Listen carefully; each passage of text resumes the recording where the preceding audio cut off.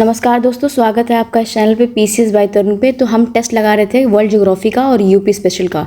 तो आज उसको हम ख़त्म करेंगे। लगभग 100 क्वेश्चन बचे हुए हैं उस टेस्ट में, तो उसको कवर अप करने वाले हैं। ठीक है, तो चलिए पहला क्वेश्चन देख लेते हैं कि सब समताप रेखाओं का दक्षिणी गोलार्ध की अपेक्षा उत्तरी गोलार्ध में अधिक विचलन होता है, इसका प्रमुख कारण क्या है। तो इसका प्रमुख कारण पूछ रहा है कि जो समताप है उसकी वजह से। 1 मिनट, तो हम देख लेते हैं। तो बोल रहा है समताप रेखाओं का जो दक्षिणी गोलार्ध की अपेक्षा उत्तरी गोलार्ध में अधिक विचलन होता है और इसका प्रमुख कारण क्या है। देखो, सबसे सिंपल है कि जो हमारा अर्थ होता है, ये देखिए कॉन्सेप्ट भी समझ लीजिए, डिफ्लेक्शंस कैसे होते हैं। जो हमारा अर्थ है नॉर्मली, उसमें ना ये इक्वेटर है, यहाँ पे ट्रॉपिक ऑफ कैंसर है, कैप्रिकॉन है, ठीक, आर्टिक है, अंटार्कटिक है, ये सारी चीज़ों की वजह से। पर ये जो एरिया है ना ऊपर वाला जो एरिया है, 1 मिनट, सॉरी फॉर दिस यार, ठीक है। तो जो ये ऊपर वाला एरिया हम कहते हैं, तो इसमें ज़्यादा से ज़्यादा लैंड मास है ना, तो इसलिए डिफ्लेक्शन ज़्यादा होते हैं। जैसे इसको कॉन्सेप्ट समझते हैं, जैसे मान लीजिए कि कोई नदी है, तो उस पर जो हवाएं चलती हैं उसमें ज़्यादा उफान ले जाती हैं, उस पानी की जो वेवी टाइप होती है, एज़ कम्पेयर टू अगर कोई नॉर्मल लैंड होगा तो हवा तेज़ी से नहीं बहेगी ना, टर्बुलेंस आता है। तो इसीलिए वो बोल रहा है कि विचलन होता है अधिक उत्तरी गोलार्ध में, नीचे के गोलार्ध से ज़्यादा, क्योंकि वहाँ पे ज़्यादा जो है एरिया है, मास है, लैंड है। तो दक्षिणी यही है, अपेक्षा उत्तरी गोलार्ध में स्थलीय भाग ज़्यादा है। इसका आंसर यही हो जाएगा। अब आते हैं नेक्स्ट क्वेश्चन पे। निम्नलिखित कथनों पर विचार करिएगा। वायुमंडल में धूल कणों का सबसे अधिक जमाव उस उपोष्ण और शीतोष्ण प्रदेशों में होता है। धूल और नमक के कण आर्द्रता ग्राही केंद्र की तरह कार्य करते हैं। ठीक है, तो सबसे पहले हमें पता होना चाहिए जो हाइग्रोस्कोपिक है। सेकंड वाला स्टेटमेंट क्या बोल रहा है, हाइग्रोस्कोपिक का मतलब होता है, मतलब आर्द्रता ग्राही, मतलब जो मॉइस्चर जो है नमी को जो सोख ले, उसको कहते हैं। ठीक, और जो मैक्सिमम कंसंट्रेशन होता है डस्ट पार्टिकल्स का, वो सब ट्रॉपिकल और टेम्परेट रीजन्स में होता ही है। बिल्कुल ये बात सही है। और दूसरी बात भी बोला है कि जो डस्ट पार्टिकल और सॉल्ट होते हैं वो हाइग्रोस्कोपिक होते हैं, क्योंकि हमें पता है ना डस्ट पार्टिकल्स में भी बहुत सारी चीज़ें होती हैं जो उसको एब्जॉर्ब कर लेती हैं, किसको, मॉइस्चर्स को, नमी को। ठीक है, तो दोनों आंसर सही हो जाएंगे। अब आते हैं नेक्स्ट क्वेश्चन पे, मिस्ट्रल पवन के बारे में। मिस्ट्रल विंड्स एक लोकल विंड है और कहाँ फ्लो करती है ये सब भी देखा जाएगा। यह रोन घाटी से होकर भूमध्य सागर की ओर चलती है। इसके आने से तापमान हिमांक से ऊपर जाता है। देखो, सबसे पहले हमें मिस्ट्रल विंड समझना होगा कि वो है क्या, कहाँ फ्लो करती है। सबसे पहले जो मिस्ट्रल विंड है एक तरह की कोल्ड विंड है। क्या है ये? कोल्ड विंड है। ओरिजिनेट करती है कहाँ पे? एल्प्स माउंटेन में। एल्प्स कहाँ है? यूरोप में, है ना। तो 2-3 पॉइंट्स याद हो गया। और एल्प्स बहुत पूछता है, मैच द फॉलोइंग में बहुत पूछता है। और ये राइन वैली के थ्रू, ये राइन वैली की जो रोन बोला है, राइन वैली के थ्रू ये फ्लो करती है। और फ्लो करेगी तो जीएफ के साथ करेगी, मतलब not the girlfriend but GF means ये जर्मनी और फ्रांस के बीच में रोन वैली है। ये बहुत बार पूछा है कि राइन वैली कहाँ पे है, तो जीएफ के बीच में है, ऐसे याद कर सकते हैं। तो मिस्ट्रल जो है वो है हमारी ठंडी पवन है और ये जीएफ के बीच में करती है। और बस नॉर्मली इसीलिए पहला स्टेटमेंट बिल्कुल सही है कि जो भूमध्य सागर की ओर चलती है रोन घाटी से होकर, मतलब मेडिटेरियन सी तक जाती है। ठीक है, दूसरा इसलिए फॉल्स है क्योंकि ये जो बोला इसने कि जो आने पे वो राइज हो जाता है, फ्रीजिंग पॉइंट से ऊपर हो जाता है, जबकि इसलिए ये कोल्ड है भाई, कोल्ड है तो राइस क्यों कराएगी। तो ये पहला, सेकेंड वाला और स्टेटमेंट गलत हो जाएगा, पहला वाला ही सही हो जाएगा। तो 58 का ए हो जाएगा। अब आते हैं नेक्स्ट क्वेश्चन पे। निम्नलिखित पर विचार करिएगा। यूराल पर्वत, यूराल नदी, काकेश पर्वत, ये सब जो है एशिया तथा यूरोप को अलग करने वाली स्थलीय संरचना में कौन कौन से शामिल हैं, मतलब कौन कौन से ये यूरोप और एशिया को अलग करते हैं। तो ये सारी ही हो जाएंगे। यूराल माउंटेन बहुत ज़्यादा इंपॉर्टेंट है, यूरोप और एशिया के बीच में है, सेम एज यूराल नदी भी है। काकेश पर्वत जो यूनिक हो जाता है, ये यूरोप और एशिया को डिवाइड करता है। ठीक है, अब आते हैं नेक्स्ट क्वेश्चन पे। निम्नलिखित युग्मों पर विचार करिएगा। एक प्रायद्वीप दे दिया, मतलब पेनिसुला दे दिया, और देश दिया है। तो जो कोला है रशिया, युंगावा है कनाडा, जूटलैंड है फ्रांस। ठीक है, तो मैच करने के लिए तो कोला रशिया बिल्कुल सही है और युंगावा जो है कनाडा बिल्कुल सही है। लेकिन जूटलैंड जो है वो यहाँ नहीं है, वो है कहाँ पे? डेनमार्क में। ठीक है, डेनमार्क में है, और इसीलिए ऑप्शन 1 और 2 will be the right answer. अब आते हैं नेक्स्ट क्वेश्चन पे। शीत आयनांत के संदर्भ में निम्नलिखित कथनों पर विचार करिएगा, मतलब विंटर सोल्स्टिस की बात कर रहा है। ठीक है, 2 तरह के सोल्स्टिस होते हैं, विंटर और सॉलिड।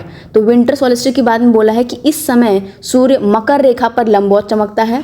इस समय दक्षिणी गोलार्ध में दिन की अवधि छोटी व रात की अवधि लंबी होती है। सबसे पहले हम कॉन्सेप्ट समझ लेते हैं, सोल्स्टिस क्या होता है और नॉर्मली इक्विनॉक्स क्या होता है, तो हमें पता है विंटर सोलिस्टिस और समर सोलिस्टिस, मतलब एक में दिन रात बड़े होंगे, बट जो हमारा इक्विनॉक्स होता है दिन और रात दोनों ही बराबर होते हैं। तो जो दिन और रात बराबर होंगे वो सितंबर और मार्च में आते हैं, जो 21 सितंबर और 22 मार्च को होता है। जबकि जो नॉर्मल विंटर सोलिस्टिस और समर सोलिस्टिस होता है वो डीजे से याद कर लीजिए, एक दिसंबर में होता है 22 दिसंबर में, एक होता है हमारे जून में, ठीक है, तो उसकी वजह से आता है। तो डीजे में है हमारा विंटर और समर सोलिस्टिस, ठीक। तो ये बोल रहा है कि इस समय सूर्य मकर रेखा पर लंबवत होता है। बिल्कुल, क्या होता है कि ये जो अर्थ है हमारी, ये इक्वेटर है, यहाँ पर 23 डिग्री हाफ ये है, 23 डिग्री हाफ यहाँ साउथ में है। तो यहाँ पे ट्रॉपिक ऑफ कैप्रिकॉन और ट्रॉपिक ऑफ कैंसर, ठीक। तो जो हमारा जब ठंड होती है ना, तो जो सन होता है उसका उसकी जो रेज होती हैं, किरणें होती हैं, वो ट्रॉपिक ऑफ कैप्रिकॉन पे पड़ती हैं, इसलिए हमारे तरफ ठंड होती है, क्योंकि हमारे तरफ सन का कोई प्रभाव नहीं रहता, नीचे वो रहती है, इसलिए उसने बोला कि ट्रॉपिक ऑफ कैप्रिकॉन पे चमकता है, ठीक है, बात सही है। इस समय दक्षिणी गोलार्ध में दिन की अवधि छोटी और रात की अवधि लंबी होती है। दिन की छोटी कैसे होगी दक्षिणी गोलार्ध में? सोचो कि अगर सन जो है वो परपेंडिकुलरली चमक रहा है, दिन लंबा होगा ना, तो इसलिए सेकंड वाला स्टेटमेंट बिल्कुल गलत हो जाएगा, पहला वाला ही सही है। अब आते हैं नेक्स्ट क्वेश्चन पर, निम्नलिखित पर विचार करिएगा। सिल्क, कपास, लिनन, एक्रिलिक, रेयॉन, इन सब में से प्राकृतिक रेशे के स्रोत कौन से हैं? कॉमन सेंस है, सिल्क बिल्कुल है, कपास तो होगा ही, कॉटन की हमने इतनी सारी प्रोडक्टिविटी पढ़ते हैं, एग्रीकल्चर में पढ़ते हैं। लिनन भी है, एक्रिलिक और रेयॉन जो होता है ये सिंथेटिक मैन मेड होते हैं। सिंथेटिक है, मैन मेड है, क्या है? मैन मेड है, ठीक है। तो इसलिए चौथा और पांचवा तो बिल्कुल कैंसिल कर दो, ए हो जाएगा। अब आते हैं नेक्स्ट क्वेश्चन में, निम्नलिखित कथनों पर विचार करिएगा। गहराई के साथ लवणता में परिवर्तन आता है, परंतु यह परिवर्तन समुद्र की स्थिति पर निर्भर करता है। गहराई में लवणता लगभग नियत होती है, क्योंकि वहाँ पर किसी प्रकार से पानी के ह्यूमस में वृद्धि नहीं होती है। मतलब ये नॉर्मली सैलिनिटी पे बात कर रहा है, ठीक है। तो इसमें से सत्य कौन से हैं? तो ये बात तो सही है कि अगर मान लो कोई ओशियन है और डेप्थ जाओगे तो सैलिनिटी ऑब्वियस सी बात है चेंज होगी ना, तो इसलिए बस नॉर्मल बोला चेंज होगी, बढ़ेगी घटेगी वो कुछ नहीं बोला। दूसरा बोल रहा है गहराई में लवणता लगभग नियत होती है, क्योंकि वहाँ पर किसी प्रकार की पानी में ह्यूमस में वृद्धि नहीं होती है। बिल्कुल, नीचे का जो पानी सतह होती है, देखा होगा आपने मूवीज़ में जो डीप डाइविंग के अंदर करते हैं, तो वहाँ पे कोरल्स ये सब चीज़ें, नीचे बहुत शांत रहता है, स्टेबिलिटी इतनी ज़्यादा रहती है, तो दोनों ही बिल्कुल सही हो जाएंगे। अब आते हैं नेक्स्ट क्वेश्चन पे, निम्नलिखित कथनों पर विचार करिएगा। क्या बोल रहा है? संवहनीय मतलब कन्वेंशनल रेनफॉल जो होती है गर्मियों अथवा दिन के गर्म समय में प्राय होती है। जो कन्वेंशनल रेन होती है विषुवतीय क्षेत्र तथा विशेषकर उत्तरी गोलार्ध के महाद्वीपों के ब्राह्मण भागों में होती है। मतलब कन्वेंशनल रेनफॉल जो होती है वो इक्वेटोरियल रीजन पे होती है, specially margin of the continent in the northern hemisphere. ये बातें बोल रहा है, ठीक है। सबसे पहले कॉमन सी बात है, जो हमारा रेनफॉल होता है, ये तो बात सही है कि कन्वेंशनल रेनफॉल होती है नॉर्मली गर्मी की वजह से होती कैसे है? देखो, 3 तरह के रेनफॉल होते हैं, कन्वेंशनल होती है, एक ओरोग्राफिक होती है और एक और होती है, ठीक है। तो कन्वेंशनल रेनफॉल वो होती है जैसे मान लो नॉर्मली सन की रेज इतनी तेज़ थी कि हमारा जो पॉन्ड है वो सूख गया, पानी इवापोरेट हुआ, ठीक है, वो लो प्रेशर क्रिएट हुआ, ऊपर गया, ऊपर बादल बने और ये बारिश होती है। तो ये कन्वेंशनल नॉर्मल रेनफॉल जो होती है, तो उसके लिए सिर्फ और सिर्फ पहला वाला होगा, क्योंकि सेकंड वाले में क्या गलत इसने बोल दिया, मार्जिन पे नहीं होती, सेंटर पे होती है, centre of the continents, margin side पे नहीं होती है, ठीक है, नॉर्दर्न हेमिस्फीयर के। तो इसके लिए हमारे पास सिर्फ और सिर्फ पहला ही आंसर सही हो जाएगा। अब आते हैं नेक्स्ट क्वेश्चन पे, नेचुरल वेजिटेशन के बारे में बात कर रहा है। नेचुरल वेजिटेशन क्या है? इसके संदर्भ में निम्नलिखित कथनों पर विचार करिएगा। इसके अंतर्गत ऐसी वनस्पतियों को शामिल किया जाता है जो मानवीय हस्तक्षेप के बगैर में उपजते हैं, ठीक है, मतलब कि ह्यूमन इंटरवेंशन के बिना, मतलब जो होते हैं विदाउट इंटरवेंशन के ही ग्रो कर जाते हैं। कटीली झाड़ियाँ एवं मैंग्रोव वन के इसके अंतर्गत शामिल किया गया है, ठीक है। नॉर्मली ये बोला जा रहा है कि अपने सेल्फ सस्टेन है, अपने से ही फ्लो कर लेते उग जाते हैं, तो बिल्कुल दोनों ही सही हैं। निम्नलिखित कथनों पर विचार करिएगा। कहवा है, केला है, काजू है, रबड़ है, मक्का, इनमें से कौन से रोपड़ कृषि के अंतर्गत आता है? मतलब आप जो प्लांटेशन के थ्रू आता है, ठीक। तो हमारे पास सिर्फ और सिर्फ यही आते हैं सब। कहवा आता ही आता है, हाँ, ठीक है, केला आता है, काजू आता है, रबड़ होता है, हमारे पास 1 2 3 4 हो जाएगा, 5 मक्का नहीं आता, ठीक। निम्नलिखित कथनों पर विचार करिएगा। पठार आसपास के क्षेत्रों से अधिक उठा हुआ तथा इसका ऊपरी भाग मेज के समान सपाट होता है। जैसे थोड़ा सा ऊपर, ये नॉर्मल प्लेन्स हैं, ये थोड़ा उठा रहता है, टेबल टाइप की रहता है। अफ्रीका का जो पठार है सोना हीरो खनन के लिए जाना जाता है। जो अफ्रीका के माइंस होते हैं बिल्कुल वो सोना और उसके लिए जाने जाते हैं। बोट्सवाना और ये सब चीज़ें भी हैं, बहुत सारे पठार होते हैं, बहुत फेमस है डायमंड और इन सब के लिए भी। अब आते हैं नेक्स्ट क्वेश्चन पे।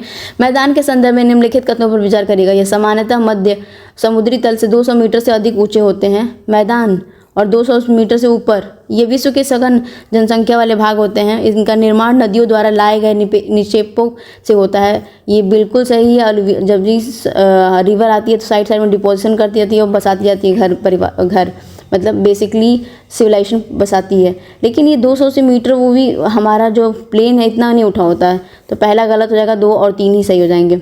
ठीक है, अब आते हैं नेक्स्ट क्वेश्चन पे। निम्नलिखित देशों पर विचार करिएगा। कौन कौन से देश दिया इन्होंने? कजाकिस्तान, रूस, इराक, अजरबैजान। बोल क्या रहा है? कैस्पियन सागर से कौन कौन से मैच करते हैं? तो देखिए कैस्पियन सागर का एक ट्रिक है, क्या है? तारीख।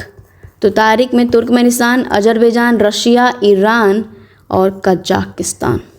तो हमारे पास इराक नहीं है, याद रखिएगा। तो हमारा इराक काटते ही तीसरा काट देते हैं, 1 2 का 4। निम्नलिखित युग्मों पर विचार करिएगा। देश दिया है और चांदी का खनन दे दिया है। तो मैक्सिको हिंडाहो, बिल्कुल सही है। बोलीविया जो है पोटोसी। तो कैसे याद कर सकते हैं? बोलो पोटैटो, बोलो पोटैटो। ऑस्ट्रेलिया माउंट ईसा। तो ईसा है ऑस्ट्रेलिया, ईसा है से ऑस्ट्रेलिया, तो इसको उल्टा कर दो, ऐश आ रहा है ना, ऐश से ऑस्ट्रेलिया आ जाएगा। तो हमारे पास सिर्फ और सिर्फ पहला वाला ही सही है। पिग्मी जनजाति के संदर्भ में निम्नलिखित कथनों पर विचार करिएगा। पिग्मी जो जनजातियां होती हैं वो क्या होती हैं? ये नेग्रिटो प्रजाति के लोग होते हैं। अच्छा, इनकी स्थायी झोपड़ियां मधुमक्खी के छत्ते के समान होती है। आखेट इनकी अर्थव्यवस्था का मुख्य आधार होता है। मतलब आखेट मतलब होता है हंटिंग, जो इंग्लिश में देख लेते हैं। हंटिंग इनका व्यवस्था का आधार होता है। बिल्कुल नेग्रिटो प्रजाति के लोग होते हैं। यस, ये एक प्रजाति होती है जिसकी 1 से 2 मीटर ही हाइट होती है, ज़्यादा बढ़ते नहीं हैं लोग, थोड़े डार्क होते हैं कॉम्प्लेक्शन में। आपने वो चेन्नई एक्सप्रेस मूवी देखी होगी, तो उसमें करके एक लड़का मिलता है जब वो कहीं जाता है, शाहरुख खान, तो उसमें वही पिग्मी जो जनजाति होती है वही है सब। ठीक है, उपयुक्त कथनों में से कौन सा कथन एक सत्य है? तो इसमें बोल रहा है कि कौन सा सत्य है, तो देख लेते हैं। सबसे पहले हमने स्टेटमेंट पढ़ ही लिया है, ठीक है, तो नेग्रिटो वाला भी पढ़ा है, तो इसमें सिर्फ और सिर्फ 1 2 तीसरा सही है। क्यों? क्योंकि झोपड़ी इतनी भी छोटे नहीं है कि मधुमक्खी के छत्ते के समान होती है। ज्वार भाटा के संदर्भ में निम्नलिखित कथनों पर विचार करिएगा। ज्वार भाटा मतलब जो बोल रहा है कि वो टाइड्स के बारे में, जब पृथ्वी का जल चंद्रमा से निकट होता है उस समय चंद्रमा के गुरुत्वाकर्षण मतलब ग्रेविटेशनल फोर्स से जल अभिकर्षण के परिणाम स्वरूप में उच्च ज्वार आता है। मतलब हाई टाइड्स के बारे में बात कर रहा है, हाई टाइड्स। जब चंद्रमा अपने प्रथम एवं अंतिम चतुर्थांश में होता है तो वह पृथ्वी एवं सूर्य का जो ग्रेविटेशनल फोर्स है विपरीत दिशाओं से महासागरीय जल पर पड़ने के परिणाम स्वरूप निम्न में ज्वार भाटा आने लगता है। ठीक है, तो ये बोल रहा है उस टाइम जो हमारा लो टाइड आने लगता है। इन दोनों में से कथन कौन से सही हैं? तो दोनों ही कथन सही होते हैं। ड्यू टू जैसे ग्रेविटेशनल फोर्सेज होती हैं सन और मून की, उसकी वजह से ये होता है। ठीक है, और पास में आने के बाद हाई क्या कहते हैं उसे, हाई टाइड, लो टाइड। अब आते हैं नेक्स्ट क्वेश्चन पे। शीतोष्ण सदाबहार वन जो होते हैं मतलब टेम्परेट एवरग्रीन फॉरेस्ट के बारे में बात कर रहा है, वो कैसे होते हैं? यह मध्य अक्षांश के तटीय प्रदेशों में महाद्वीपों के पश्चिमी किनारों में पाए जाते हैं। यहाँ पर बाज, चिड़ एवं यूकलिप्टस जैसे वृक्ष पाए जाते हैं। ये पूरा ट्रॉपिकल बोल रहा है, तो ये जो है ये वाला तो बिल्कुल सही है। बट ये जो बोल रहा है कोस्टल रीजन्स में मिड लैटिट्यूड वेस्टर्न मार्जिन पे, ना ईस्टर्न पे होता है। ये टेम्परेट एवरग्रीन वाले ईस्टर्न पे होते हैं, पश्चिमी नहीं, पूर्वी ईस्टर्न। वहाँ पे तो डेजर्ट एरिया उधर की साइड में, तो इसीलिए नहीं होता। तो 73 का जो हमारे पास ऑप्शन हो जाएगा वो हो जाएगा बी, केवल दूसरा सही है। सहारा मरुस्थल के संदर्भ में, जलवायु के संदर्भ में निम्नलिखित कथनों पर विचार करिएगा। यहाँ की जलवायु अत्यधिक गर्म एवं शुष्क होती है। यहाँ आकाश बादल रहित एवं निर्मल होता है। यह रातों का तापमान गिरकर हिमांक बिंदु लगभग 0 डिग्री सेल्सियस तक पहुँच जाता है। इतनी सारी चीज़ें दी हुई हैं, तो ये सारे सही हैं। इतनी ही तो है, ये भी है। अब आते हैं नेक्स्ट क्वेश्चन पे। इंडस्ट्रियल सेंटर दे दिया हुआ है और संबंधित उद्योग दे दिए हैं। तो मिलान, मराकाइबो, लिवरपूल, अंसान, मुकदेन। तो सबसे सिंपल है हमारे पास क्या कि जो मिलान होता है वो सिल्क के लिए होता है। तो कहते हैं ना कि मिलान कर लो, तो मिला लो तो सिल्क मिला लो। ठीक है, मराकाइबो मतलब सिल्की चीज़ें मिला लो एक से। मराकाइबो एक तेल संशोधन है, मतलब ऑयल रिफाइनिंग है, वेनेजुला की है शायद। लिवरपूल जो है जलपोत है, मतलब शिप बिल्डिंग है। लिवरपूल कैसे याद करेंगे हम? ठीक है, लिवर ब्रिज है, लिवरपूल है, हाँ ठीक है वही सेम है। लिवरपूल जो है वो ये हमारा जो जल वो होता है, शिप बिल्डिंग्स होती हैं वो है। और अंसान मुकदेन का आयरन स्टील कंट्री है। अनशन पे मत बैठो, आयरन एंड स्टील कंपनीज़ हैं, ठीक है। तो इसलिए जो हो जाएगा हमारे पास 1 2 का 3, 1 2 का 3 हो जाएगा, सही हो जाएगा, ठीक है। अब आते हैं नेक्स्ट क्वेश्चन पे। पत्रण, रेखांकन और बैंडिंग निम्नलिखित में से कौन से चट्टाने से जुड़े हुए हैं? मतलब लिनिएशन, फोलिएशन, बैंडिंग जो होते हैं वो कौन से ज़्यादा से जुड़े हुए हैं, लिनिएशन और ये सब चीज़ें। तो ये हो जाएगा हमारे जो मेटामॉर्फिक हैं उससे ये जुड़े होते हैं, ठीक है। अब आते हैं नेक्स्ट क्वेश्चन पे। आग्नेय चट्टानों के संदर्भ में निम्नलिखित कथनों पर विचार करिएगा। आग्नेय चट्टानें पृथ्वी पर प्राथमिक चट्टानें होती हैं, मतलब जो हमारी इग्नियस होती हैं, बिल्कुल भाई यही होती हैं।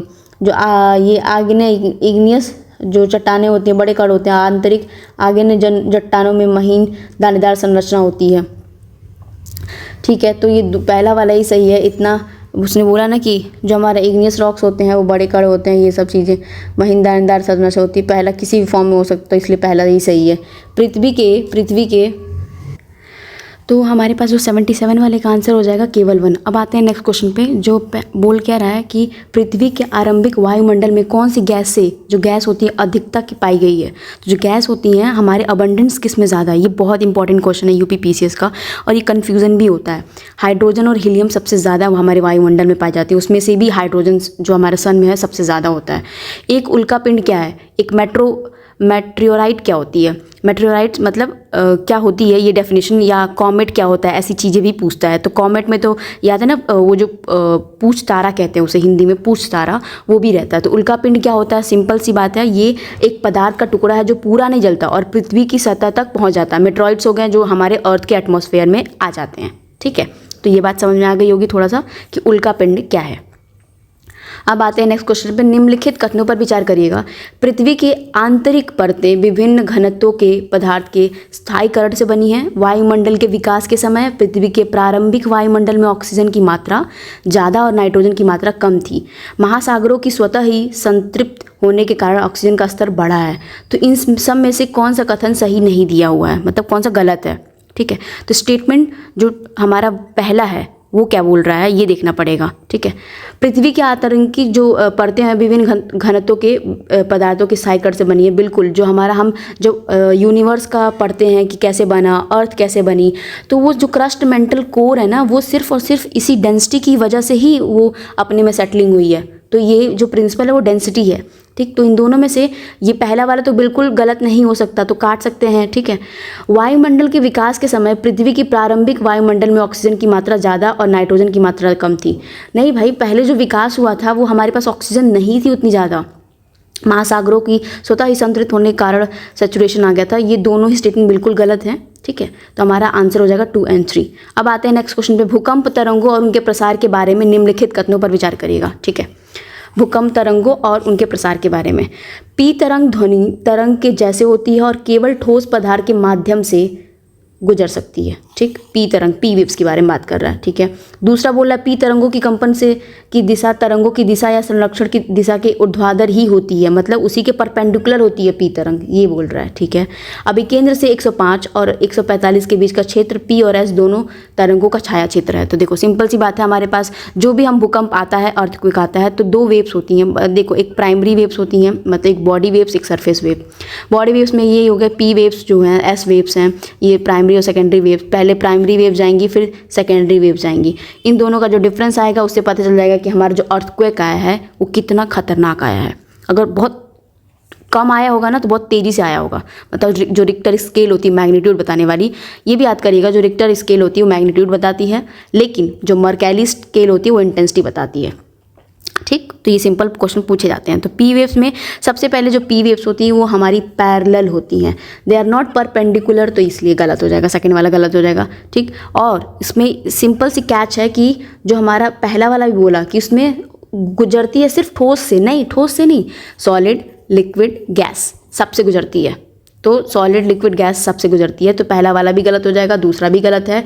इसका मतलब हमारे पास तीसरा होगा, ठीक है। निम्नलिखित कथनों पर विचार करें। परिमाण पैमाने को मर्कैली स्केल के रूप में जाना जाता है और इसकी संख्या 1 से 12 व्यक्त की जाती है। तीव्रता पैमाने को रिक्टर स्केल के रूप से जाना जाता है और इसकी जो है सीमा 1 से 10 होती है।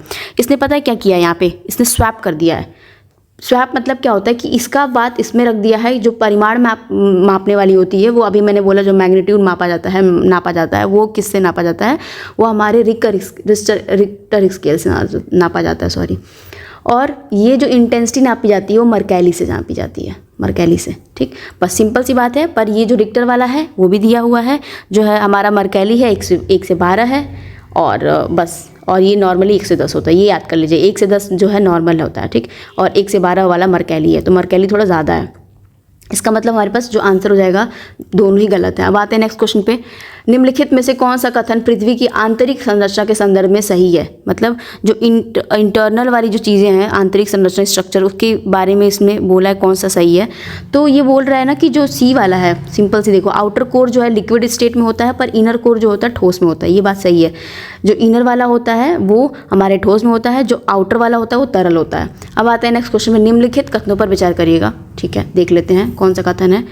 पहला क्या बोल रहा है, ठीक, कि समान देशांतर वाले स्थानों पर दिन की लंबाई समान होती है, जबकि विभिन्न अक्षांशों पर स्थित स्थानों पर दिन की लंबाई अलग अलग होती है।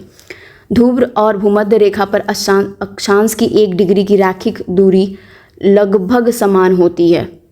अच्छा, तो देखो सबसे सिंपल सी बात है, सेकंड वाला बिल्कुल करेक्ट है कि लीनियर डिस्टेंस जो होती है लैटिट्यूड्स की, ये लैटिट्यूड्स होते हैं पोल में, ठीक है। ये वाला ऑलमोस्ट उसने बोला सिमिलर होती है, at the equator is almost similar, ठीक है, ऑलमोस्ट। बट ऊपर वाले लाइन में ना, इंग्लिश वाले में देखो कि उसने बोला location on the same longitude. Similar latitude होगा तो सेम डे लेंथ आती है, तो इसलिए पहला वाला गलत हो जाएगा, दूसरा ही सही होगा। उसने बस एक वर्ड्स के साथ खेला हुआ है। अब आते हैं नेक्स्ट क्वेश्चन पे। निम्नलिखित में से कौन सा कथन ज्वालामुखियों के प्रमुख प्रकारों के बारे में असत्य है? मिश्रित ज्वालामुखी मुख्यतः बसाल्ट से निर्मित होते हैं और ढाल तीव्र होते हैं। बसाल्ट प्रवाह को छोड़कर पृथ्वी पर पाए जाने वाले सभी ज्वालामुखी में सील्ड ज्वालामुखी सबसे विशाल है। धंसे हुए विध्वंस गर्त और सील्ड की परिमाणी विशेषता की ज्वालामुखी कैल्डेराज होती हैं। तो देखो सिंपल सी बात है, हमारे पास जो सबसे ज़्यादा बड़ा और विशाल जो ज्वालामुखी होता है वो शील्ड ही होता है। शील्ड वाला ही सबसे ज़्यादा बड़ा होता है हमारे सारे वोल्केनोज में, और वो बसाल्ट से बना होता है, बसाल्ट से बना होता है। ये बात सही है। तो हमारा पहला वाला बिल्कुल सही है कि वो जो मिश्रित वाला है, जो कंपोजिट है, वो भी मोस्टली वो भी बना होता है और बहुत स्टीप भी होता है। मिश्रित वाला मतलब कंपोजिट वाला। बसाल्ट प्रवाह को छोड़कर पृथ्वी पर पाए जाने वाले ज्वालामुखी में सील्ड ज्वालामुखी सबसे विशाल है, बिल्कुल ये बातें भी सही हैं। और हमारा जो तीसरा वाला स्टेटमेंट बोल रहा है कि धंसे हुए विध्वंस गर्त और सील्ड की परिमाणी विशेषता को ज्वालामुखी कुंड कैल्डेरास कहते हैं। कैल्डेरास एक तरह से कह सकते हैं, पता है क्या होता है, जैसे मान लो ये वोल्केनो है, ये हमारा वोल्केनो है, ये इसमें ब्लास्ट कर गया, तो ये जो इसके बाद जो फॉर्म होगा ना ऐसे बन जाएगा, जैसे ओपन लाइक स्ट्रक्चर, ये मुंह ओपन रहता है, ठीक, उसमें ओपन हो जाएगा, ठीक, यहाँ पे ओपन हो जाएगा तो बात खत्म हो जाएगी। तो इसका मतलब जो कैल्डेराज हो गए ये चीज़ें इंपॉर्टेंट है कि कैल्डेराज ऐसे फॉर्म होते हैं, ठीक है। तो उपयुक्त सही भी सारे सही है, ठीक है। अब आते हैं नेक्स्ट क्वेश्चन पे। विश्व की निम्नलिखित में से कौन सी स्थानीय हवा उत्तर दिशा में बहती है? ठीक है, चिनूक है, सिरोको है, मिस्ट्रल है और पैम्पोरो है, ठीक है। तो अब हमें पता चलना ही चाहिए कि कौन कौन कहाँ बहता है, पहले ये जान लो। चिनूक कहाँ बहती है? हमारा जो नॉर्थ अमेरिका है, नॉर्थ अमेरिका, उसमें ये चिनूक बहती है। ये एक तरह की ना, पता है, स्नो ईटर कहते हैं, स्नो ईटर, क्योंकि ये वार्म विंड होती है चिनूक, वेट एंड वार्म होती है, ठीक। उस पैसिफिक एरिया के अराउंड करती है यूएस से चिनूक, ठीक। सिरोको जो होती है हमारी इटली में बहती है, इटली है, ये भी वार्म है, बिल्कुल ये वार्म है, यूरोप में बहती है। मिस्ट्रल जो है अभी मैंने ऊपर हम लोग पढ़ के आए, राइन वैली वाली, जीएफ के बीच वाली। पैम्पेरो जो है वो भी जो हमारी विंड है, वो मतलब एक अर्जेंटीना पंपास जो ग्रासलैंड है, पंपास, प्रेरीज एंड पंपास आपने सुना होगा, ग्रासलैंड है अर्जेंटीना में, वहाँ पे बहती है, ठीक। तो इसने बोला कि उत्तर दिशा वाली कौन सी हैं, तो उत्तर दिशा वाले में सिर्फ और सिर्फ दूसरा और चौथा ही है, मतलब हमारे पास सिरोको और मिस्ट्रल पैम्पोरो ही है, मिस्ट्रल और चिनूक नहीं है, ठीक। तो हमारे पास 1 और 3 इनकरेक्ट हो जाएंगे, 2 और 3 करेक्ट हो जाएंगे, 2 और 4 सॉरी। अब आते हैं नेक्स्ट क्वेश्चन पे। महाद्वीपीय विस्थापन के सिद्धांत को अल्फ्रेड वेगनर द्वारा प्रस्तावित किया गया था, किस बल पर निर्भर करता है? किस बल पे ये निर्भर करता है? तो देखते हैं, सारे ही बल पे निर्भर करता है? नहीं, देखो, सूर्य के चारों की पृथ्वी की ओर परिक्रमा, नहीं, ये उसकी वजह से नहीं होता। ग्रेविटेशनल फोर्स दिया है क्योंकि इसने पूछा है अल्फ्रेड वेगनर जो प्रपोज की थी थियरी, उसके बारे में बताना। और कुछ नहीं बोलना। हमें अल्फ्रेड वेगनर की सिद्धांत अगर याद होगा तभी, उन्होंने ग्रेविटेशन की बात बिल्कुल नहीं की थी। वो जो हमारा मून होता है उसका अट्रैक्शन बोला था, बहुत सारी चीज़ें बोली थी। जो टाइडल फोर्स होते हैं इसके बारे में, फ्लीइंग फोर्स जो है वो उसमें उन्होंने 2 सिद्धांत दे दिए थे उसके बारे में। तीसरा, चौथा और पांचवा बिल्कुल सही है। उस टाइम रोटेशन भी था, टाइडल भी था और टाइडल फोर्स था, तो इसी को फ्लीइंग फोर्स कहते थे, फ्लीइंग फोर्स। ठीक है, फ्लीइंग फोर्स। महासागरों और महाद्वीपों के वितरण के बारे में विभिन्न सिद्धांतों के बारे में निम्नलिखित कथनों पर विचार करिएगा। अच्छा, देखते हैं। वेगनर के अनुसार महाद्वीपीय विस्थापन के 2 कारण ध्रुवीय फ्लीइंग बल और ज्वारीय बल थे। भूमध्य रेखा पर पृथ्वी का उभार ज्वारीय बल के कारण होता है, जो चंद्रमा और सूर्य के आकर्षण बल के कारण होता है। होम्स के जो भी होम्स की थियरी थी, मतलब होम्स की जो कन्वेंशनल करंट थियरी थी, सिद्धांत ने मूल भाग में जो कन्वेंशनल करंट्स होते हैं कि उत्पन्न होने की संभावना की चर्चा की है। ठीक है, उन्होंने ये मूल भाग में बोला है। ठीक है, सबसे सिंपल है, पहला वाला ही सही है, क्योंकि वेगनर की जो थियरी थी वो बेसिस पे अभी हमने पढ़ के आए 2 ही फोर्स था। एक था फ्लोइंग फोर्स, मतलब टाइडल फोर्स के बारे में, एक हो रोटेशन। ठीक है, कोई और भी बात नहीं थी, तो पहला वाला ही सही है। और इन्होंने जो बोला ना कि अर्थ का जो बल्जनेस होता है इक्वेटर पे टाइडल फोर्स की वजह से, बिल्कुल नहीं, टाइडल फोर्स की वजह से अर्थ, ये देखो अर्थ ऐसी होनी चाहिए थी पर अर्थ ऐसे है, यहाँ पे बल्जनेस है, मतलब ऐसे फैला हुआ है, वो उसके रोटेशन के कारण हुई है भाई। ये ना बोल दे कि बल्जिंग की वजह, उसकी वजह से बल्जिंग हुई है, नहीं, रोटेशन की वजह से। लेकिन उसका जो बल्जनेस है वो टाइडल फोर्स को इफेक्ट जरूर करता है, ये बातें हैं। ठीक है, तो इसके लिए पहला वाला ही सही है, दूसरा तीसरा गलत है। अब आते हैं नेक्स्ट क्वेश्चन पे। कौन सी परत पृथ्वी की चुंबकीय क्षेत्र पैदा करती है? तो ये तो एकदम इजी गोइंग है, जो हमारा आउटर कोर है, क्योंकि वो लिक्विड फॉर्म में है, बिल्कुल लिक्विड फॉर्म में होता है, तो वो चुंबकीय करता है। अंदर वाला कोर सॉलिड में है, ये देखने से अचंभित हो सकता है कोई भी। निम्नलिखित में से कौन सा कथन भारतीय प्लेट के संचलन के संबंध में नहीं है? ठीक है, संचलन के संबंध में कौन सा नहीं है ये देखना पड़ेगा। तो वो जो है पूर्वी सीमा किरथार श्रेणियों का जो अनुसरण करती है वो हमारे मूवमेंट में नहीं है। इंडियन प्लेट में किरथार जो है पाकिस्तान में है, किरथार माउंटेन पाकिस्तान में है। ठीक है, अब आते हैं नेक्स्ट क्वेश्चन पर। निम्नलिखित कथनों पर विचार करें। निरूपण मृदा घटकों का नीचे और की ओर परिवहन है। संपोहन खनिजों का नीचे की ओर परिवहन है। नमक के जमाव के कारण मिट्टी की परत को हार्ड पैन या मृदा पैन कहा जाता है। ठीक है, हार्ड पैन हो गया, मृदा पैन कहा जाता है। तो सबसे पहली बात है हमारा जो सिंपल देखना, इसको एलुविएशन और इलुविएशन में डिफरेंस, ये जो वर्ड है ना ये बहुत इंपॉर्टेंट है। इसने पहला वाला स्टेटमेंट बिल्कुल सही बोला कि डाउनवर्ड ट्रांसपोर्टेशन होता है मटेरियल्स का। मान लो ये सॉइल है, इसमें डाउनवर्ड ट्रांसपोर्टेशन हुआ, लेकिन जो इलू है, आई से जो स्टार्ट हो रहा है, वो डाउनवर्ड ट्रांसपोर्टेशन नहीं होता है, ये इसने ट्रांसफ़र कर दिया, ये डिपोजिशन होता है, डिपोजिशन या एक्यूमुलेशन ऑफ दैट मटेरियल। तो ये स्टेटमेंट सेकंड वाला बिल्कुल गलत हो जाएगा, क्योंकि इसने सही पूछा है, तो 1 and 3 will be the right answer. और जो सॉइल क्रस्ट होता है due to deposition of salts is known as the hard pans, बस वही हार्ड पैन्स होती हैं। अब आते हैं नेक्स्ट क्वेश्चन पर। निम्नलिखित में से कौन सा कथन प्रभावित जल के बारे में सत्य है? मतलब जो रनिंग वाटर है उसके बारे में बोल रहा है, कौन सा सही दिया हुआ है। ठीक है, तो स्थलग्रत प्रभाव परत अपरदन का कारण है, जो क्रमशः क्षुद्र सरिताओं और अवनलिकाओं का निर्माण करती है। पार्श्व अपरदन से कई मांडे नॉक होती हैं, पनी प्लेन निर्माण होता है। घाटियों में जो पार्श्व अपरदन के कारण युवा अवस्था में वी शेप की वैली घाटियों का निर्माण होता है। तो देखो सिंपल सी बात है, जो हमारी जो सिंपल इरोजन होती है नॉर्मल, ठीक है, उसमें जो इसने बोला कि रनिंग वाटर से बोल रहा है कि कौन सी चीज़ें होती हैं, बस सिंपल।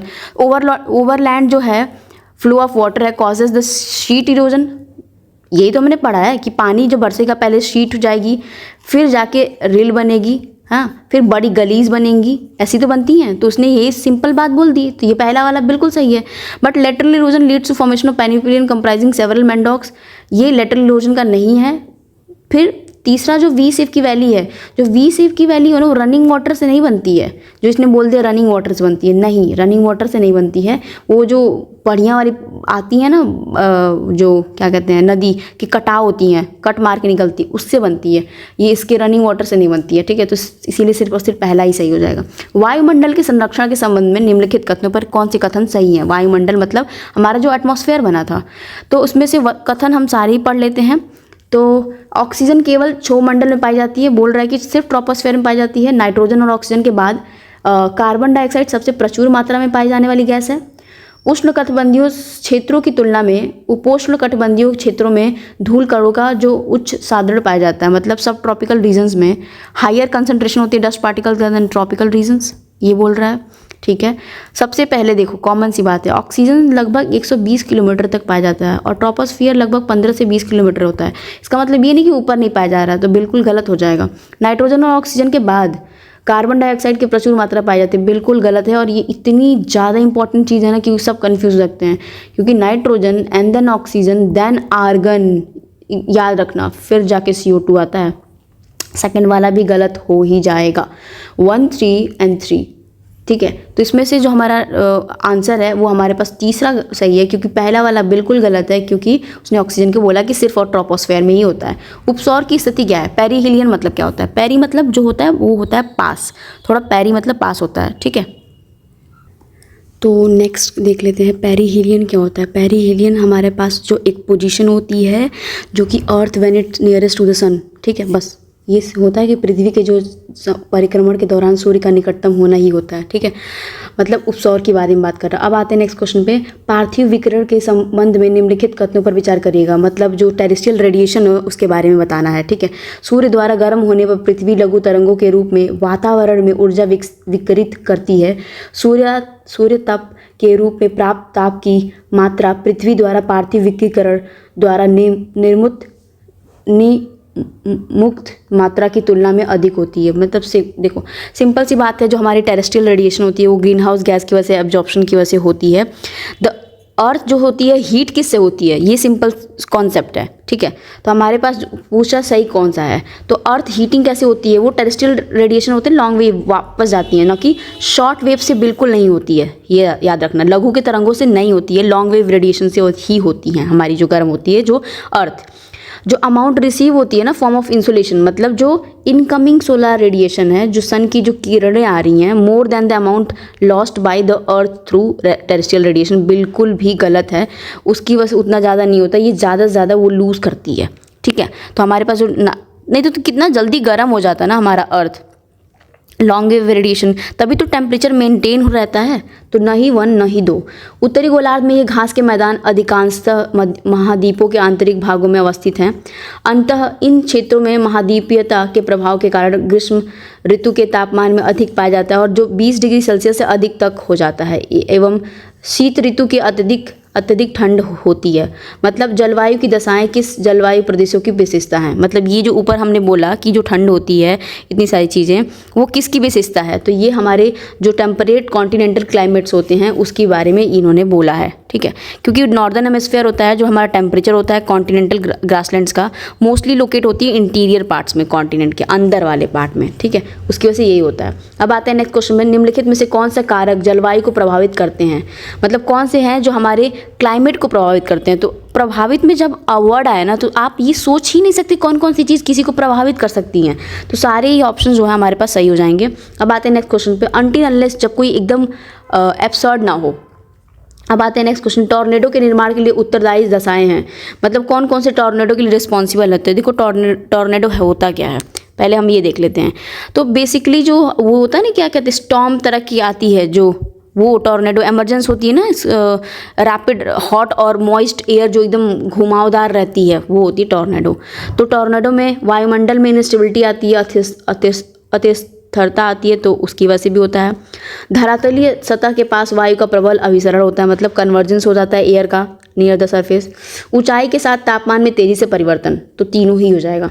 शीतोष्ण कटिबंधीय चक्रवात और उष्ण कटिबंधीय चक्रवात में अंतर के संदर्भ में निम्नलिखित कथनों पर विचार करिएगा। तो इसमें देख लेते हैं कौन कौन सी विचार देखते हैं। जो हमारा जो सही है वो पूछ रहा है। ठीक, तो शीतोष्ण है, मतलब जो हमारे टेम्परेट साइक्लोन्स होते हैं वो सी में होते हैं, लेकिन ट्रॉपिकल ऑकर्स होते हैं दोनों में। ये गलत है, ये रिवर्स कर दिया गया है। हमारा जो ट्रॉपिकल होता है वो हमारे सी में होता है, बट टेम्परेट दोनों में आ सकते हैं। शीतोष्ण मतलब टेम्परेट साइक्लोन्स हाईली डिस्ट्रक्टिव होते हैं, नहीं, वो कम डिस्ट्रक्टिव होते हैं और वो लंबे टाइम तक जाते हैं। लेकिन ट्रॉपिकल जो साइक्लोन्स होती हैं वो लगभग 1 दिन या 2 दिन में रहेंगी, 1 हफ्ता 2 जो भी रहेंगी, पर ख़तरनाक डिस्ट्रक्टिव होती हैं। देखो साइक्लोन्स आने की जो हमारा एक फेवर वो है, वो हमारे पास 26 डिग्री सेल्सियस की टेम्परेचर मतलब जो वाटर का टेम्परेचर होना चाहिए, फिर लो प्रेशर होना चाहिए बढ़िया वाला, उसकी वजह से आई तो होता है। देखो टेम्परेट में आई बने चाहे ना बने, साइक्लोन की जो आँख होती है, लेकिन ट्रॉपिकल में आँख बनती है, ठीक है। तो ये दोनों ही गलत हैं स्टेटमेंट, दोनों ऊपर वाले। अब आते हैं नेक्स्ट क्वेश्चन में, साइरस क्लाउड के बारे में बात कर रहा है। तो साइरस क्लाउड्स होते हैं, उसकी किस चीज़ों के बारे में बोला है? इसका निर्माण 6000 से लेकर 12000 मीटर तक ऊंचाई पर होता है। ये गोलाकार रूप पंक्तियों या लहरों के में पाए जाते हैं। तो एक ही स्टेटमेंट सही है, पहला वाला, ये गोलाकार और उसमें नहीं पाए जाते हैं, ठीक। अब आते हैं नेक्स्ट क्वेश्चन पे, निम्नलिखित में से कौन सी प्रक्रियाएं वायुमंडलीय तापमान और शीतलन के लिए उत्तरदायित्व है? मतलब जो एटमॉस्फेरिक हीटिंग है उसके लिए और कूलिंग के लिए कौन कौन सी चीज़ें हैं? तो अगर उत्तरदायित्व बोले, कुछ बोले अफेक्ट करता है, कोई किसी को प्रभावित करता है, तो सब प्रभावित करते हैं। एल्बिडो बता देती हूँ मैं। एल्बिडो अगर आपको नहीं पता होगा तो एल्बिडो एक तरह का टर्म होता है जो कि मान लो कितनी कोई चीज़ें एब्जॉर्ब कर ले रहा है। जैसे वाइट जो चीज़ें होती है ज़्यादा एब्जॉर्ब करके रिफ्लेक्ट कर, सॉरी नॉट एब्जॉर्ब, कोई चीज़ें कितनी ज़्यादा रिफ्लेक्ट कर ले रही हैं एनर्जी, मतलब अगर कुछ एब्जॉर्ब हुआ रेज तो कितना जल्दी रिफ्लेक्ट कर। जैसे हमारा वाइट कपड़ा होता है, जब हम कॉटन के कपड़े पहनते हैं गर्मियों में, वो जो बहुत ज़्यादा रिफ्लेक्ट होता है, इसलिए हमारी गर्मी जो होती है गर्मी को एब्जॉर्ब नहीं करता, तो हमें गर्मी नहीं लगती उतनी, सब रिफ्लेक्ट कर देता है जो हीटिंग होती है, तो इसलिए वो पूछ रहा है। अब आते हैं नेक्स्ट क्वेश्चन पे, क्या बोल रहा है 102 में, बिग बैंग की परिकल्पना के संदर्भ में निम्नलिखित में से कौन सा कथन सही है? मतलब बिग बैंग थियरी में कौन से कथन सही दिए हुए हैं, देखते हैं। इस परिकल्पना के तहत ब्रह्मांड का विस्तार जारी है, आज भी जारी है, चल रहा है रिसर्च।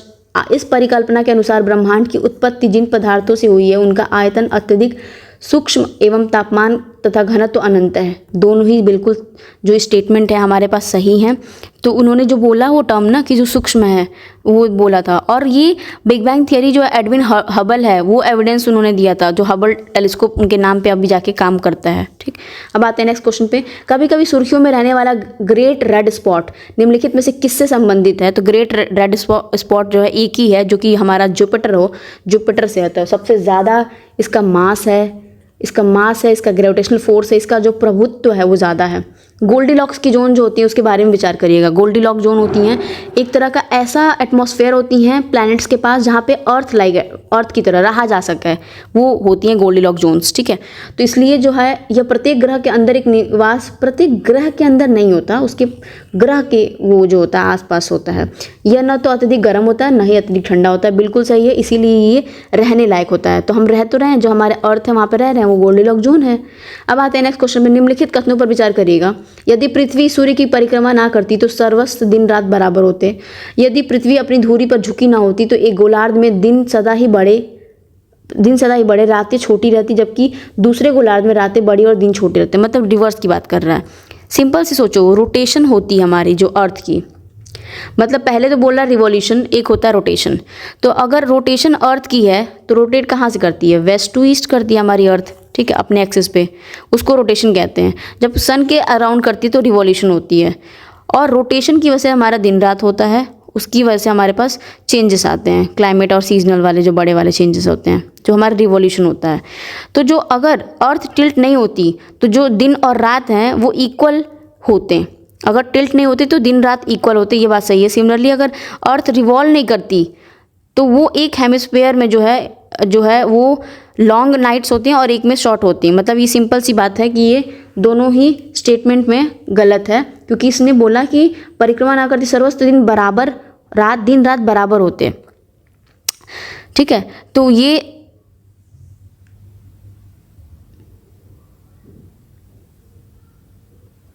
वो ना क्या बोला है बता रही हूँ मैं, वो इसको रिवर्स कर दिया है। जैसे रिवॉल्यूशन जो होती है वो दिन रात को कैसे अफेक्ट करेगी भाई, वो रोटेशन कर रही है, बात इन्हें सही बोली है, पर ये जो रिवॉल्यूशन रोटेशन का चेंज कर दिया, ये इन्होंने गेम खेला है। तो इसीलिए जो दूसरा है और पहला है ये एक दूसरे की परिक्रमा नहीं करते, परिक्रमा नहीं, रोटेशन है, रोटेशन। बात इन्होंने अच्छी खासी लिखी है, बस वो जो चेंज किया है ना बहुत अच्छा चेंज किया, वो बेसिक ही हिला डाला है, ठीक है। तो ना तो 1 ना तो 2।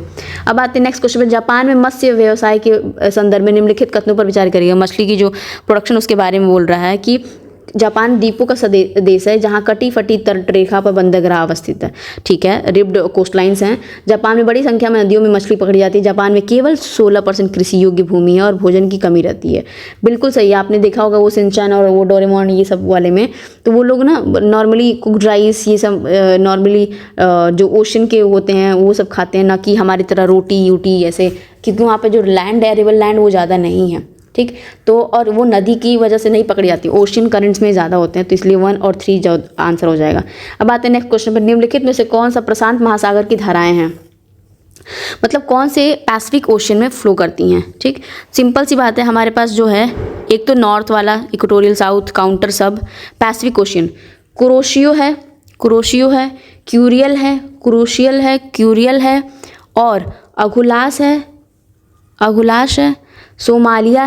सोमालिया जो है, कैलिफोर्निया जो है वो हम्बोल्ट है, पेरू। तो अगुलास, कैलिफोर्निया, हम्बोल्ट, पेरू, सोमालिया, तो ये सारे जो हैं हमारे उसमें हैं, पैसिफिक ओशन में आते हैं, उनके संदर्भ में होते हैं। तो इसमें सिर्फ और सिर्फ पहला और दूसरा ही आंसर हो जाएगा, क्योंकि जो प्रशांत महासागर में वो होते हैं, पैसिफिक ओशन में ये नहीं आता है, फ्लोरिडा और ये सब चीज़ें। ठीक, तो 1 और 2 विल द राइट आंसर। अब आते हैं नेक्स्ट क्वेश्चन पे। निम्नलिखित कथनों पर विचार करिएगा। काली मृदा वर्षा वाली फसलों को भी शुष्क ऋतु के दौरान पोषित करने में सहायक होती हैं। काली मृदा में स्वतः जुताई की विशेषता पाई जाती है। बिल्कुल, वो सेल्फ इरिगेशन होती है, सेल्फ प्लग्ड कहते हैं इसे, सेल्फ प्लग्ड कह लीजिए, सेल्फ इरिगेटेड होती हैं, वो होती हैं हमारी ब्लैक जो सॉइल होती हैं। और ब्लैक सॉइल लगभग जो डेक्कन वाला एरिया है ना, सबसे ज़्यादा पाई जाती हैं, महाराष्ट्र के टाइप में। तो हमारा पहला और दूसरा बिल्कुल सही है। अब आते हैं नेक्स्ट क्वेश्चन पर। निम्नलिखित में से कौन सी आपदाओं को प्राकृतिक आपदाओं के रूप में वर्गीकृत किया जा सकता है, कौन से प्राकृतिक होते हैं, तो देख लेते हैं। हिमस्खलन, ठीक है, जो अवलांची आती है, साइक्लोन आता है इंसेक्ट का, तो सारे ही हैं। निम्नलिखित कथनों पर विचार करिएगा। कोरलेसिस बल विषुवत रेखा पर अधिकतम होता है, मतलब बोल रहा है कोरलेसिस फोर्स इक्वेटर पे मैक्सिमम होता है, ध्रुवों पर जो कोरलेसिस फोर्स होता है वो 0 होता है। ये दोनों स्टेटमेंट स्वैप कर दिया गया है, तो नहीं 1 न तो 2। कोरलेसिस फोर्स जो होती है इक्वेटर पे 0 होती है, 0। इसीलिए यही एक कारण है, इसीलिए साइक्लोन इक्वेटर के पास नहीं आते हैं, ये मेजर रीज़न है, क्योंकि कोरलेसिस फोर्स 0 होता है। कोरलेसिस फोर्स रोटेशन पे डिपेंड करता है बस, तो इसीलिए ये भी गलत है, ये भी गलत है। अब आते हैं नेक्स्ट क्वेश्चन में। महाद्वीपीय जो सेल्फ के संदर्भ में निम्नलिखित कथनों पर विचार करिएगा। कॉन्टिनेंटल सेल्फ हो रहा है, ये देखिए हमारा कॉन्टिनेंट है, तो जो स्लोप एरिया होती है ना, ये जहाँ से ये ओशन शुरू हो जाएगा, ओशन वाला एरिया हो जाएगा शुरू, पानी, तो ये जो होती है कॉन्टिनेंटल सेल्फ होती हैं। तो ये रिच इन वैल्यू रिसोर्सेज तो होती हैं भाई, पानी से, और इनका जो कहते हैं ना ट्रांजिशन जोन है उसकी वजह से होती हैं ये। Marine organisms are not found in the continental shelf, मतलब मरीन जो है वो नहीं मिलेंगे, एक भी नहीं मिलेगा। गलत है भाई, सेकंड वाला गलत है, पहला ही सही हो जाएगा। मृदा निर्माण प्रक्रिया को नियंत्रित करने वाले कारकों में निम्नलिखित में से कौन सा सम्मिलित है, कौन से सम्मिलित हैं, ये बोल रहा है। ठीक, तो देखते हैं कौन से सम्मिलित हैं।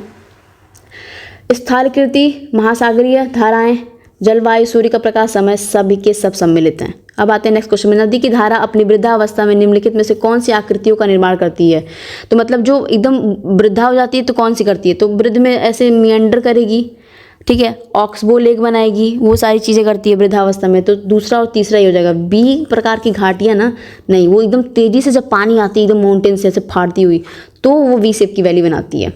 निम्नलिखित कथनों पर विचार करिएगा। ऊंचाई बढ़ने के साथ तापमान में वृद्धि हो जाती है, ऊंचाई बढ़ने के साथ वायु दाब में कमी होती है, तो ऊपर जाने पे जो एटमॉस्फेरिक प्रेशर होता है वो कम हो जाता है। ये स्टेटमेंट सेकंड वाला बिल्कुल सही है, पर पहला वाला गलत है। ऊंचा उठेंगे हमारा तो टेम्परेचर गिरता है, ठीक है, और लगभग 1 डिग्री सेल्सियस 165 मीटर पे गिरता है। क्या पता पूछ ही दे सेकंड वाला, इसीलिए पहला वाला गलत हो जाएगा, सेकंड वाला सही हो जाएगा। निम्नलिखित कथनों पर विचार करिएगा। शीत ऋतु में मेघ विहीन आकाश वाली लंबी रात और शांत वायु की कंडीशन आदर्श स्थित होती है। पहाड़ों एवं पर्वतीय क्षेत्रों में अपवाह के कारण ये जो घटित होता है, मतलब इन्वर्जन घटित होता है, वो वर्ड नहीं बोल पा रही मैं, पर इन्वर्जन घटित होता है, ठीक है।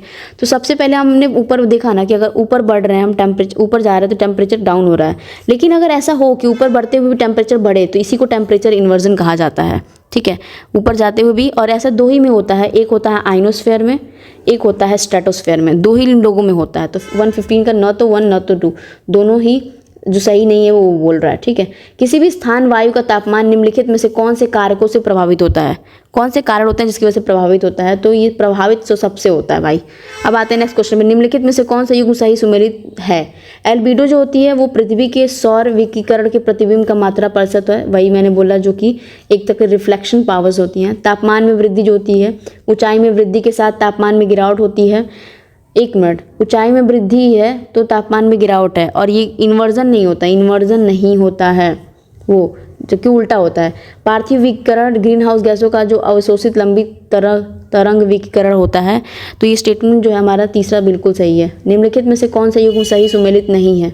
आइसोबार जो होता है समान दबाव वाले प्रेशर वाले होते हैं। आइसोहाइड्स होती हैं महासागर में समान लवणता वाले होते हैं, नहीं, इसको आइसोहलाइंस कहते हैं, आइसोहलाइंस, ठीक है। आइसोहाइड्स जो होती हैं वो अलग होती हैं, दे आर डिफरेंट बाय। आइसोहाइड्स होती हैं वो रेनफॉल जो होती हैं, रेनफॉल होती हैं वो इक्वल होनी चाहिए। आइसोटेक होते हैं वो सब भी सी ठीक है। तो हमारा जो सेकंड वाला गलत है। अंतर उष्णकटिबंधीय अभिसरण क्षेत्र ITCZ के संदर्भ में निम्नलिखित कथनों पर विचार करिएगा। यह भूमध्य रेखा पर स्थित एक उच्च दाब है। उच्च दाब नहीं होता, ये लो प्रेशर है। This is not the high pressure, low pressure. तो पहला गलत हो जाएगा, पहला गलत हो गया, तो हमारे पास दूसरा ही ऑप्शन सही है। ग्रीष्म ऋतु में ITCZ के ऊपर जाता है और उसकी वजह से हमारा मानसून का जो भयानक वाला रूप होता है 20 डिग्री वो शिफ्ट होता है और बढ़िया आता है मानसून। निम्नलिखित में से कौन सा बल पवन की गति और दिशा को प्रभावित करते हैं? प्रभावित में ना आपको सब कुछ मिल जाता है, ठीक है। अब आते हैं एल नीनो के संदर्भ में निम्नलिखित कथनों पर विचार करिएगा। यह ठंडी विषुवत रेखीय जल धारा का विस्तार है। इसकी परिमाण स्वरूप विषुण रेती वायुमंडलीय परिसंचरण का विरूपण होता है। इसके परिणाम स्वरूप सागरीय जल के वाष्पीकरण में अनियमितता उत्पन्न हो जाती है। मतलब एल नीनो के बारे में बात कर रहा है। तो एल नीनो हमारी जो होती है ना, वार्म करंट का एक्सटेंशन होती है। किसका होती है? वार्म करंट का, याद करना, वार्म करंट का है। तो उसने कभी स्टेटमेंट में पहले वाले में बोला ठंडा है, नहीं, दूसरा और तीसरा सही हो जाएगा इसकी वजह से, ठीक है। अब आते हैं नेक्स्ट क्वेश्चन में। यह गहरे भूरे रंग का कम ऊंचाई वाला मेघ होता है। यह हिम के जल के रूप में निरंतर वर्षा करता रहता है। यह धरातल 3000 मीटर तक ऊंचाई पर रहता है। तो ये कौन सा वर्षा करता है, वो कौन है? तो ये होता है निम्बो स्टेटस वाला। तो निम्बुड़ा करके गाना आता है ना, तो बारिश आती है, ऐसे याद कर सकते हैं। निम्नलिखित में से किस स्थिति में संघनन होता है? मतलब हमारा जो कंडेंसेशन होता है किस स्थिति में होता है? ये नॉर्मल क्वेश्चन पूछा है। तो ये हमारे पास वायु का आयतन नियत हो एवं तापमान उसांक तक गिर जाए, वायु का आयतन और तापमान दोनों ही कम हो जाए। तो 1 और 2 विल द राइट आंसर। वर्षा के द्वारा हवा से जलवाष्प को हटा दिया जाए, तो इसकी वजह से नहीं होता है कि हमारा कंडेंसेशन हो जाए, ठीक है। तो हमारे पास पहला वाला ही सही हो जाएगा। 124 देख लेते हैं। मानव भूगोल में संबंधित निम्नलिखित कथनों पर ध्यानपूर्वक पढ़ें और सत्य उत्तर का जो है वो चुनाव कर लें, ठीक है।